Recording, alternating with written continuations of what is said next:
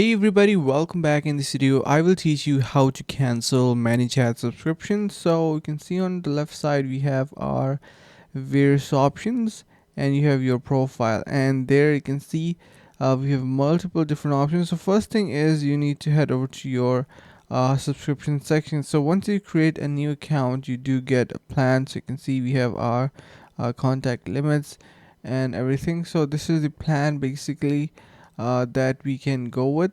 Now if you want to cancel your plan, then in this section which you can access from the bottom left side, you can simply press on cancel. So you can start pro. By the way, you can head over to the link in the description below and get 1 month on ManyChat Pro completely for free, so make sure to avail it. So from this section, if you do have any option, you can see we have this remove option to or cancel subscription option if you have any subscription. And yeah, so it is really easy to cancel, no rocket science here. And yeah, do check out the link in the description below to get 1 month on ManyChat completely for free for the pro plan. And yeah, see you in the next video.